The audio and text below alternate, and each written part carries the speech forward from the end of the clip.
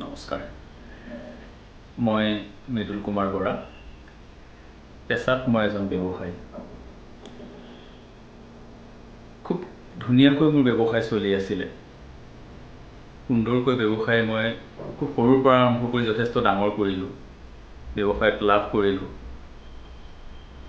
নিজা মহানগৰীত নিজা মাটিও কৰিলোঁ। কিন্তু হঠাতে কি হৈ গ'ল ক'ব নোৱাৰোঁ। এটাই সিফালৰ পৰা কিবা এটা ব্লকেজে যেন মোক আগুৰি ধৰিলে। গোটেই ব্যৱসায় বন্ধ হৈ গ'ল। ব্যৱসায়ত বহুত লোকচান হ'ল। ইমান লোকচান হ'ল যে মোৰ একেবাৰে ৰাজহাড় ভাঙি যোৱা নিচিনাকৈ লোকচান হ'ল। মই সাংঘাতিক ডিপ্ৰেশ্যনত ভুগিলোঁ সেই সময়লৈ। এনেকুৱা আছিলে যিখিনি বন্ধু বান্ধৱে মোক চাৰিওফালৰ পৰা আগুৰি ধৰি আছিলে, সেই বন্ধু বান্ধৱী যেতিয়া মোৰ ব্যৱসায়ত লোকচান হ'ল এটা সিফালৰ পৰা, মোৰ হাতত টকা পইচা নাইকিয়া হ'ল, মোৰ মাটি বিক্ৰী কৰিব লগা অৱস্থা হ'ল, সকলো বন্ধু বান্ধৱ লগ বন্ধু গোটেইখিনি মোৰ পৰা আঁতৰি গুচি গ'ল। একদম সম্পূৰ্ণ অকলশৰীয়া অনুভৱ কৰি মই খুব হতাশাত ভুগিলোঁ। তেনেকুৱাতে মোৰ এজন বন্ধুৱে যাদু সম্ৰাট বিক্ৰমৰ ওচৰলৈ মোক লৈ গ'ল। তেখেতক মই গোটেই ঘটনাখিনি মই সবিশেষ তেখেতক বিৱৰি ক'লোঁ। তেখেতে যিখিনি মোৰ চালি জাৰি চালে, এষ্ট্ৰলজিকেলি তেখেতে মোক খুব ডাঙৰ উপদেশ কেইটামান দিলে। তেখেতে কেইটামান ৰিমেডিজ দিলে, কেইটামান কাম কৰিবলৈ দিলে। গোটেই কামখিনি কৰাৰ পিছত মই আচলতে আকৌ আগৰ জীৱনটো ঘূৰাই পোৱাৰ নিচিনাকৈ পালোঁ।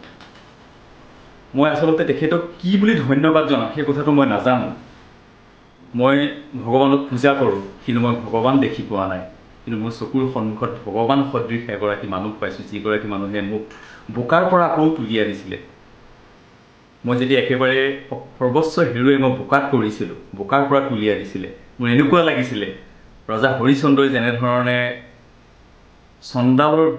চণ্ডাল হৈ শ্মশানত থাকিব লগা হৈছিলে, পিছত সকলোখিনি ঘূৰাই পাইছিলে, ঠিক তেনেধৰণে সেই মোক সকলোখিনি ঘূৰাই দিয়া মানুহজন আছিলে যাদু সম্ৰাট বিক্ৰম তালুকদাৰ। তেখেতৰ ওচৰত আচলতে মোৰ কৃতজ্ঞতা প্ৰকাশ কৰিবলৈ মোৰ ভাষা নাই।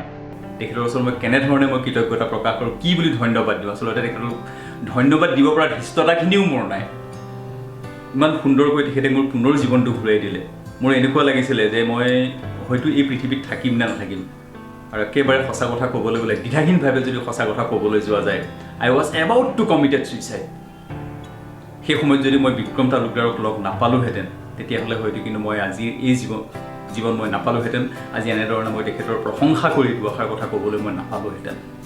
তাৰ কাৰণে মই বিক্ৰম তালুকদাৰক অশেষ ধন্যবাদ, মোৰ পৰিয়ালৰ তৰফৰ পৰা অশেষ ধন্যবাদ। অন্ততঃ মোৰ পৰিয়ালটোৱে আজি মোৰ মুখখন দেখা পাই আছে একমাত্ৰ বিক্ৰম তালুকদাৰৰ কাৰণে। ইমান এজন হতাশাত ভগা মানুহক, ইমান শাৰীৰিকভাৱে দুৰ্বল হৈ যোৱা মানুহক, ইমান মানসিকভাৱে ভাগি পৰা মানুহক, ব্যৱসায়ত ইমান লোকচান খাই একেবাৰে ডুবি যোৱা মানুহ এজনক যে উঠাই আনিব পাৰি, সেই কথাটো মোৰ জীৱনত যদি মই নিজে নাপালোহেঁতেন, কোনোবাই ক'লে কিন্তু মই বিশ্বাস নকৰিলোহেঁতেন। আৰু সেইটো একমাত্ৰ সম্ভৱ হৈছে বিক্ৰম তালুকদাৰৰ কাৰণে।